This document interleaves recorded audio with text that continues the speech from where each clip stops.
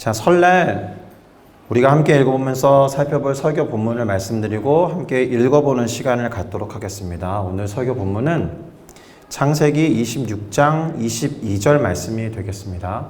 창세기 26장 22절 말씀을 다 같이 한 목소리로 읽어보도록 하겠습니다. 이삭이 거기서 옮겨 다른 우물을 팠더니 그들이 다투지 아니하였으므로 그 이름을 르호봇이라 하여 이르되 이제는 여호와께서 우리를 위하여 넓게 하셨으니 이 땅에서 우리가 번성하리로다 하였더라. 아멘. 자, 저는 우리가 방금 함께 읽어본 이 창세기 26장 22절을 가지고 이삭의 온유함이라는 제목으로 우리가 순종의 인물 시리즈를 계속 올 한 해 진행하기로 했는데, 이삭이라는 인물에 대해서 함께 생각해보고 그 안에서 교훈과 깨달음을 얻고자 합니다. 그러니 교훈과 깨달음을 얻은 것을 그냥 끝내는 것이 아니라 우리의 삶과 신앙에 적용한다라는 각오를 가지고 제목을 따라 읽어주셨으면 참 좋겠습니다. 이삭의 온유함. 이삭의 온유함. 네, 감사합니다. 자, 우리는 우선 아브라함의 하나님, 이삭의 하나님, 야곱의 하나님, 이 표현을 잘 알고 있습니다. 성경을 눈여겨 읽어보시고 조금이라도 접해보신 분들에게, 특별히 구약 성경에 아브라함의 하나님, 이삭의 하나님, 야곱의 하나님이라는 표현이 자주 등장한다는 것을 우리는 잘 알고 있습니다. 특별히 이스라엘 민족들에게, 오늘날의 유대인들에게 이 세 사람은 상당히 중요한 인물이에요.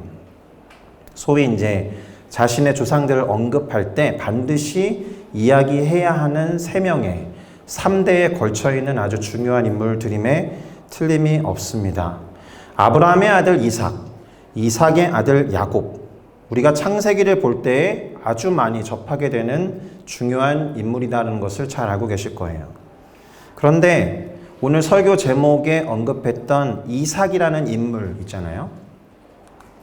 약간은 그 이름값에서 아브라함이나 야곱에게 살짝 밀리는 경향이 없지 않습니다. 이유는 아마도 아브라함이 갖고 있는 믿음의 조상이라는 어떤 위대함, 그리고 야곱이라는 그 이름이 이스라엘로 바뀌면서 이스라엘 민족에서 차지하는 위치 때문에 상대적으로 아브라함은 하나님으로부터 직접 약속을 받은 사람이고 야곱은 이스라엘 민족의 이름을 얻은 인물이니까 상대적으로 이삭은 이 두 사람 사이에 끼어서 다소 주목받지 못하는 그런 인물처럼 느껴지기도 합니다. 흡사 조선 왕조에 보면은 조선 건국을 했던 태조 이성계랑 그 다음에 왕자의 난으로 크게 큰 이름을 터쳤던 태종 사이에 있었던 정종 같은 느낌이 든단 말입니다. 뭐 동의 안 하실 수도 있습니다만, 그렇다고 정종이 위대한 대왕이 아니라는 것은 아닙니다만. 자, 그런데 과연 이삭이 이 두 사람 사이에 끼어 있는, 다소 주목할 만한 것이 적게 있는 그런 사람일까라는 질문을 던져보면서 오늘 설교를 시작해 보려고 합니다. 과연 그는 주목받지 못할 만큼 덜 위대한가? 제가 이렇게 질문을 던진다라는 말은 그렇지 않다는 것을 오늘 설교를 통해서 말씀드리려는 것이 아니겠습니까? 자, 그러면 우리가 알고 있는 이삭에 대해서 조금 살펴볼 필요가 있겠습니다. 이삭에 대해서 한번 알아보겠다라는 거예요. 우선 이삭이라는 이름의 의미는 원어로 말하면 약간 이샤크 이래가지고 조금 더 강한 발음을 하게 되는데, 웃다, 농담하다, 희롱하다라는 뜻을 가진 동사 사하크에서 왔습니다. 그 이샤크라고 부를 때 그 샤크가 사하크라는 동사에서 왔다라는 것을 알 수 있을 거예요. 그리고 이 사하크라는 동사의 명사형이 세호크인데 그 말도 조롱, 비웃음 이런 뜻을 갖고 있습니다. 우리는 이삭에게 왜 이런 의미의 이름이 부여됐는지 잘 알고 있습니다. 그렇죠? 아브라함도 그랬고 사라도 그랬고 아주 늙은 나이에 자식을 갖는 것이 불가능하다고 여겼기 때문에 그렇죠. 하나님이 그와 같은 약속의 말씀을 들려주셨음에도 불구하고 웃었다라는 거예요. 그 웃음의 의미가 기뻐서는 아니었을 겁니다.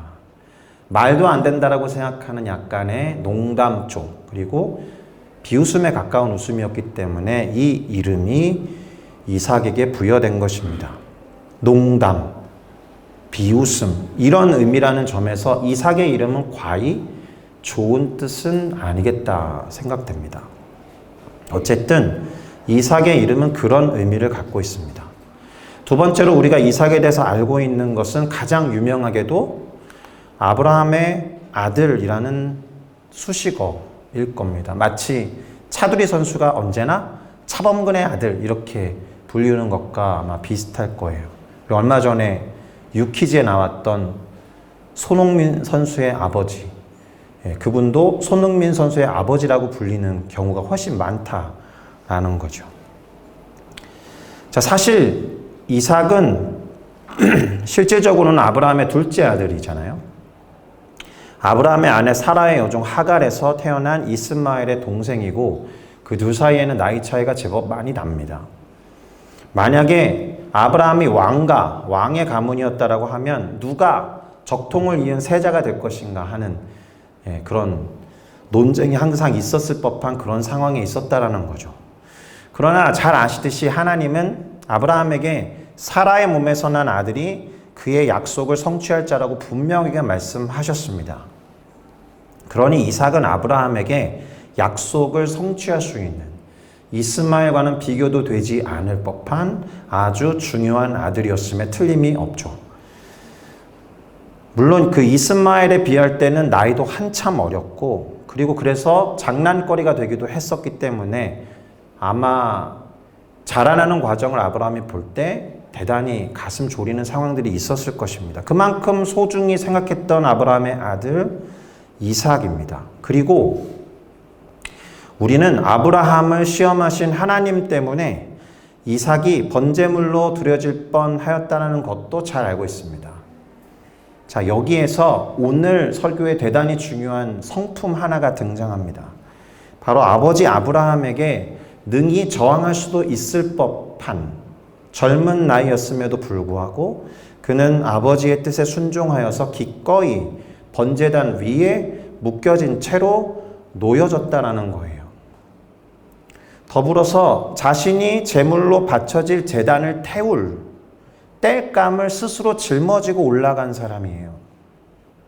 이따가도 말씀드리겠지만 어느 분을 생각나게 하는 장면임에 틀림이 없습니다. 이때 그의 성품이 드러나는데 어떤 성품이겠습니까? 그래서 온유함이라는 것이에요.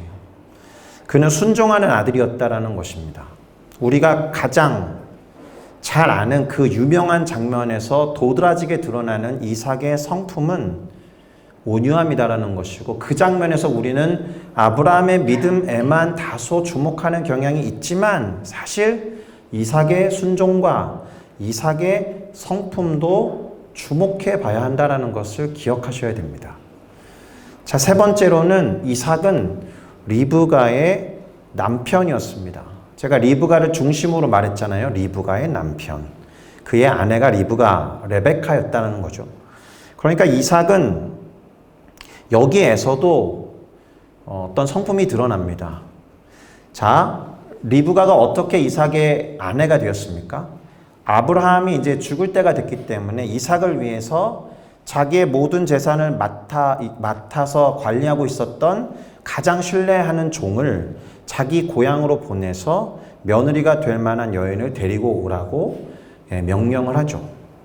중요한 건 그렇게 해서 구해갖고 리브가가 올 때 이 리브가를 맞이했던 이삭의 태도에 있습니다. 자, 이삭이 창세기 24장 63절부터 67절에서 리브가를 어떻게 맞이하는지 한번 읽어보도록 하겠습니다.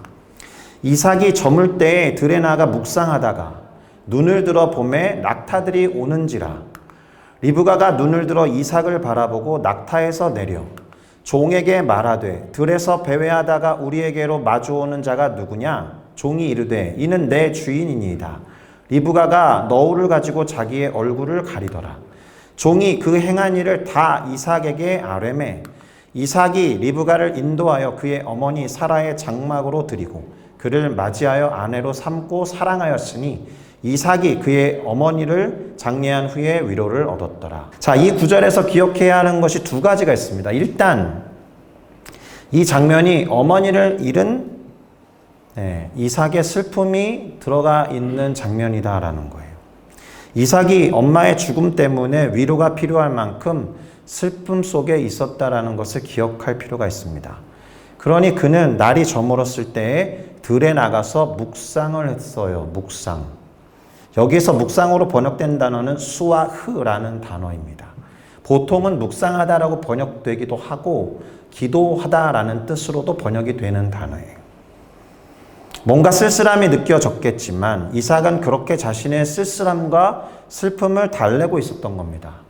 날이 저물었을 때 들에 나가서 묵상하고 기도하는 과정을 통해서 바로 그때에 리브가가 나타나서 만남이 이루어진 것입니다. 제가 젊은 친구들에게 묵상 강의를 할 때 늘 언급하는 장면입니다. 젊은 친구들에게 이성 친구가 필요하고 배우자가 필요하십니까? 들에 나가 묵상하다 보면, 들에 나가 기도하다 보면 이성 친구를 만나는 일도 있을 줄 믿습니다. 이렇게 말합니다.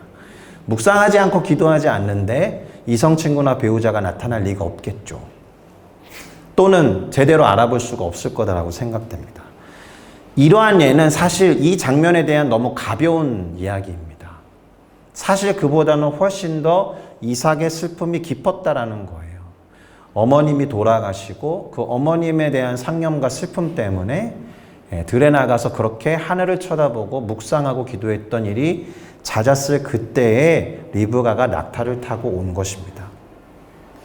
그래서 두 번째로 주목해야 되는 것이 무엇이냐? 이삭이 리브가를 그대로 아내로 받아들였다는 사실이에요.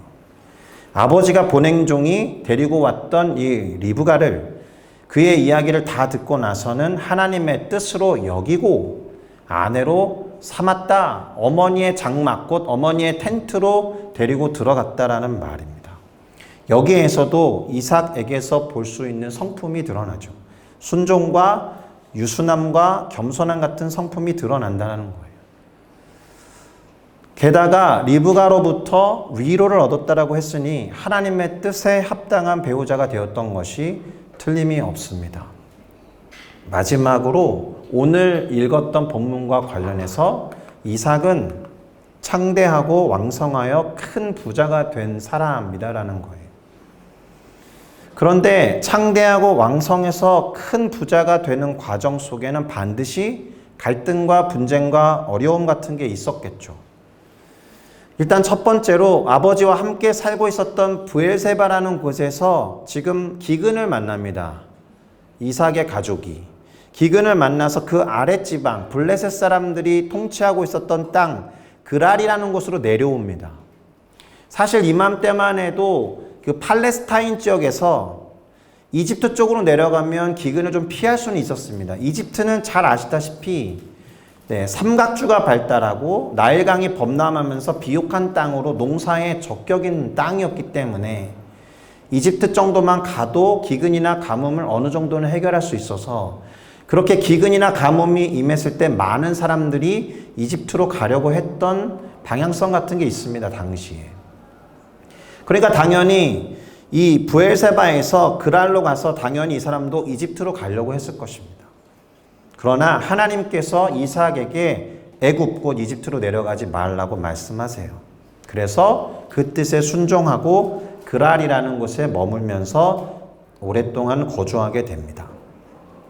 이때 아버지 아브라함과 같은 어려움을 하나 겪죠.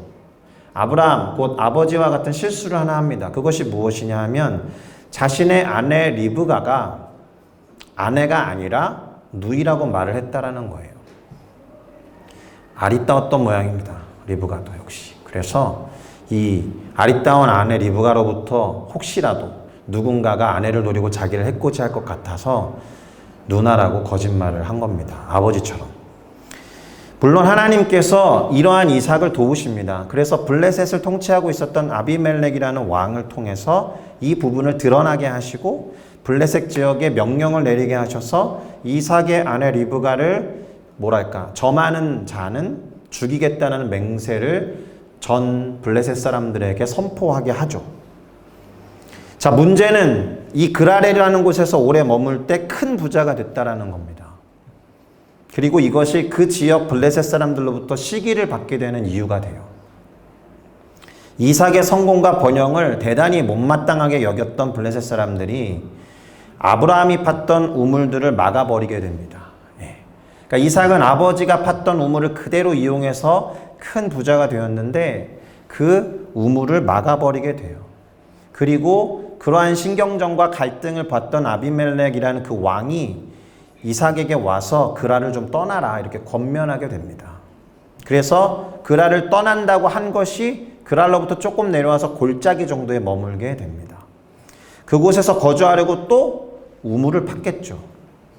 다시 그랄 지역에 있었던 목자들과 이삭의 목자들이 우물을 놓고 경쟁하게 됩니다. 갈등을 빚게 돼요. 그래서 그 우물을 에색이라고 다툼 그런 의미를 갖고 있는 이름으로 호칭하게 됩니다. 그런데 이삭은 싸우지 않습니다. 에색이라고 이름을 붙인 그 우물을 냅두고 다른 곳으로 옮겨서 우물을 다시 파요. 그랬는데 또다시 다툼이 벌어지죠. 그래서 그 이름도 신나라고 이름을 붙이고 다른 곳으로 옮겨서 우물을 또 팝니다. 그러니까 다툼을 피한 거죠. 이 사람은 다툼이 벌어지는 것을 보기에 좋지 않게 여겼고 어떻게든 다툼을 피하기 위해서 다른 곳으로 옮겼다라는 것입니다. 그것이 오늘 읽었던 우리의 설교 본문이 되겠는데요. 창세기 26장 22절을 한 번 더 읽어보도록 하겠습니다. 이삭이 거기서 옮겨 다른 우물을 팠더니 그들이 다투지 아니하였으므로 그 이름을 르호봇이라 하여 이르되 이제는 여호와께서 우리를 위하여 넓게 하셨으니 이 땅에서 우리가 번성하리로다 하였더라. 자, 어떻습니까? 이삭은 어떤 다툼과 갈등을 피하면서 화평을 도모했던 사람이에요. 그죠? 그 우물을 놓고 심지어 자기 아버지가 판 우물이니까 충분히 소유를 주장하면서 싸울 수도 있었는데 그냥 넘겨주고 다른 곳으로 옮겨서 우물을 팠는데 하나님께서 복을 주셔서 큰 부자가 되게 된다라는 거예요. 여기에서도 역시나 이삭의 어떠한 성품이 드러나는지를 주목하셨을 겁니다. 이삭은 다툼을 피하고 화평을 도모했던 온유한 사람이었던 거예요. 그래서 오늘 설교의 제목이 이삭의 온유함이게 되는 겁니다. 자, 그러니 오늘 우리의 설교는 온유함에 대해서 조금 더 생각해보고 깨달음을 얻는 시간이 될 거라고 생각합니다. 자, 온유함이라는 단어를 생각하면 크게 두 구절이 생각나셔야 합니다. 첫 번째는 모세에 관한 이야기예요. 그리고 두 번째는 예수님께서 산상수훈 때 말씀하셨던 온유함이 있을 것입니다. 우선 모세에 관해서 온유함의 기초에서 어떻게 기록되어 있는지 민수기 12장 3절을 한번 읽어보도록 하겠습니다. 이 사람 모세는 온유함이 지면의 모든 사람보다 더하더라. 자, 이 구절의 배경은 어떤 거냐 하면 모세의 누이였던 미리암 그리고 아론, 이게 모세의 어떤 영적인 권위에 도전을 했을 때 기록된 말씀입니다. 여호와께서 과연 모세하고만 말씀하셨느냐 이런 식으로 미리암과 아론이 말하면서 도전을 했던 장면인데요. 사실 미리암도 대단한 지도자죠. 당시의 여선지자였고 아론도 대제사장의 역할을 감당했었기 때문에 충분히 리더십을 주장하고 권위를 말할 수 있는 사람이죠. 모세랑 비교하면 꼭 하나님의 모세하고만 말하겠느냐라고 말하면서 자신의 위치를 주장할 법도 합니다. 그런데 이 사람 모세는 온유함이 지면의 모든 사람보다 더하더라 라고 기록해 놓으셨다라는 것은 하나님의 관점이 그 사람의 어떤 역할과 지위에 있지 않았다라는 것을 의미합니다. 모세의 온유함에 하나님이 주목하셨기 때문에 이스라엘 공동체 전체를 맡기신 거다라고 봐도 무방할 거예요. 모세의 성품에서 그의 리더십을 본 것이지 그의 어떤 능력이나 위치 때문에 그가 지도자가 된 것은 아니다라는 것을 생각하셔야 됩니다. 그런데 온유함으로 번역된 단어는 히브리어로 이처럼 생겼습니다. 아나브라고 발음이 되는 히브리어인데 이 단어를 언제 쓰느냐 하면 고대 시대에 대답하는 사람들, 이 대답하다라는 뜻이거든요. 저게 아나브가. 고대 시대에 대답한다라고 하는 사람은 누구겠습니까? 종입니다. 주인이 부를 때 대답하는 존재거든요. 그러니까 온유하다라고 말하는 저 히브리어가 어디서 왔느냐? 종이 주인에게 대답하다라는 단어에서 왔다라는 거예요. 하나님 앞에서 종으로 자신을 낮추는 겸손함을 표현할 때 저 단어를 쓸 수밖에 없다라는 것입니다. 그러니까 모세는 자신의 리더십을 주장한 것이 아니라 하나님의 종으로서 하나님이 부르시면 대답하겠습니다라고 하는 온유함을 갖고 있었던 사람인데 그 온유함이 세상의 어떠한 사람보다도 높았다라고 성경이 인정하는 인물이다라는 거예요. 이 단어를 기억할 필요가 있습니다. 아나브. 두 번째로 예수님이 산상수훈에서 온유한 사람에 대해서 이렇게 말씀하셨습니다. 마태복음 5장 5절인데요. 온유한 자는 복이 있나니 그들이 땅을 기업으로 받을 것이며 라고 했습니다. 신약 성경이니까 저 온유라는 단어는 그리스어로 적혀 있겠죠. 그 그리스어는 프라우스라는 단어입니다. 영어로는 meek, gentle이라고 번역되는 단어입니다. 그런데 이 프라우스라는 단어랑 아까 읽었던 아나브라는 단어랑 연결이 되는 것은 이 마태복음 5장 5절이 시편의 어느 구절과 매우 유사하거든요. 시편 37편 11절을 읽어드리겠습니다. 그러나 온유한 자들은 땅을 차지하며 풍성한 화평으로 즐거워하리로다 라고 되어 있습니다. 마태복음 5장 5절 온유한 자는 복이 있나니 땅을 기업으로 받을 것이며 라는 이 구절이 시편 37편 11절과 상당히 유사하죠. 예수님은 어쩌면 이 구절을 인용하신 건지도 모르겠습니다. 그럴 정도로 상당히 유사한 말씀인데 이때의 온유함이라는 단어가 아까 말했던 아나브라는 단어입니다. 그러니까 온유한 자는 복이 있나니의 온유함이라는 그 프라우스라는 단어와 그것을 히브리어로 바꾼 단어 아나브가 상당히 뜻에 있어서 동일하다는 것을 우리는 알 수가 있어요. 왜 온유한 자에게 땅을 허락하시겠습니까? 왜 온유한 자에게 땅을 기업으로 주시겠습니까? 땅이 눈에 보이는 피지컬한 땅만을 의미하는 건 아닐 겁니다. 어떤 사람들의 영역, 어떤 사람들이 바라보고 관장할 수 있는 어떤 눈에 보이지 않는 영적인 개념일 수도 있는 거예요. 공동체일 수도 있는 것이고 리더십의 영역일 수 있는 것입니다. 중요한 것은 많은 사람들을 포괄하고 그 땅을 치리하고 잘 기경하며 공동체를 이끌 수 있는 사람에게 중요한 성품이 온유함이다라는 것을 성경을 통해서 우리는 확인할 수 있다라는 거예요.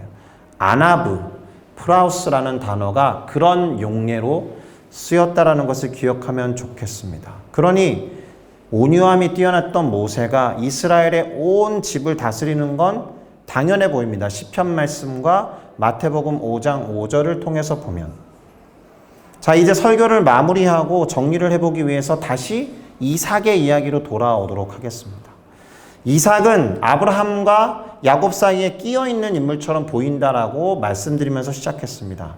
왜냐하면 크게 주목할 만한 부분이 없어 보였기 때문입니다. 그러나 그렇지 않다라는 것을 온유함이라는 그의 성품으로 설득하고 싶습니다, 여러분. 그는 누구보다도 온유한 사람이었습니다. 말씀드렸듯이 성경 구절에서 그의 온유함을 뒷받침하는 예를 들어드렸었습니다. 아버지가 자신을 죽여서 제물로 바치고자 할 때도 그는 저항하지 않았고요. 물론 하나님의 뜻이었겠지만 아버지의 종이 정에서 데려온 리브가라는 아내를 기꺼이 맞이하기도 했습니다.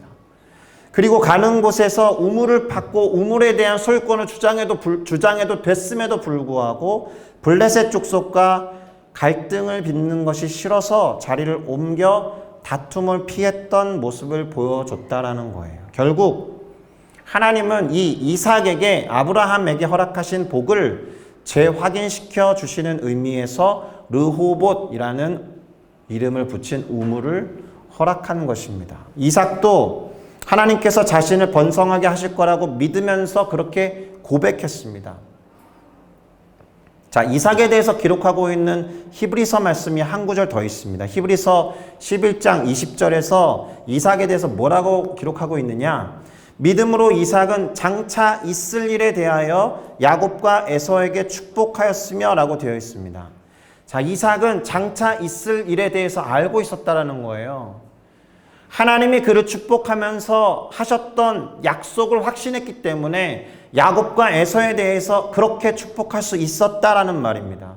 그의 마음 안에 하나님에 대한 약속에 대한 확신, 믿음이 있었기 때문에 야곱과 에서에게 그렇게 선포하며 축복할 수 있었던 믿음의 행위라는 것이 중요합니다.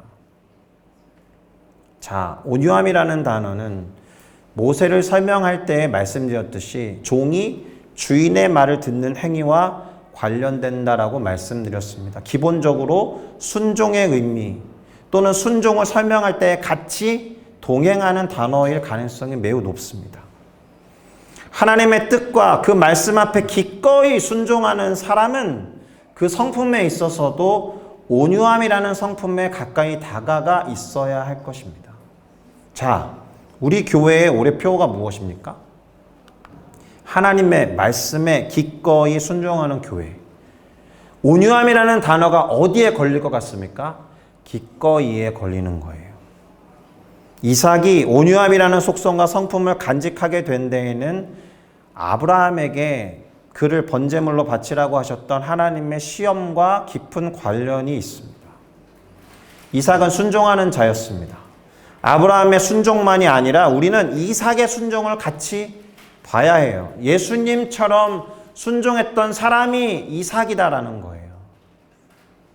제가 예수님이랑 이삭을 지금 비교를 잠깐 해드릴 텐데, 우선 자신을 번제물로 태울 땔감이 되는 나무를 짊어지고 산 위로 올라갔습니다. 이삭은 마치 예수님이 자신이 매달려서 받쳐질 십자가에 나무를 짊어지고 골고다 언덕을 올라갔던 모습과 매우 닮아 있습니다. 예수님은 십자가에 못이 박혀서 매달려 있으셨지만 이삭은 아버지에 의해서 두 손이 결박당한 채로 번제단 위에 고정되어 있었습니다. 아브라함도 순종해서 이삭을 잡으려고 했지만 이삭은 아버지 아브라함에게 순종했던, 하나님 아버지에게 순종했던 예수님의 모습을 우리 가운데 보여주는 사람이다.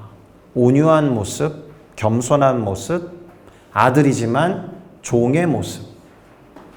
그런 면에서 이삭은 결단코 아브라함과 야곱 사이에 끼어있는 단순한 인물이 아니라 예수님을 상징하는 대단히 중요한 인물이 된다라는 거예요. 사랑하는 싱가포르 순복음교회 성도 여러분, 하나님의 말씀에 기꺼이 순종하기로 결단한다면 우리는 하나님의 자녀이면서 동시에 그분의 종이 되어야 합니다. 이삭이 그렇게 했던 것처럼 또 예수님이 그렇게 하셨던 것처럼 아브라함에게 허락하신 약속을 이룰 수 있는 소중한 아들이었지만 동시에 그 아버지에게 순종했던 종의 모습과 같이 또 예수님이 아버지 하나님의 인류를 향한 구원 계획과 그 약속을 성취하기 위해서 비록 소중하고 아끼고 사랑하셨던 독생자였지만 종의 형체로 이 땅에 오셔서 십자가에 달리신 것처럼 우리도 하나님의 자녀이면서 동시에 그분의 종처럼 기꺼이 순종하고 온유하게 그 음성을 따라가는 종이 되어야 합니다. 자녀로서의 복을 바라고 기도하면서 구하는 것도 중요한데요.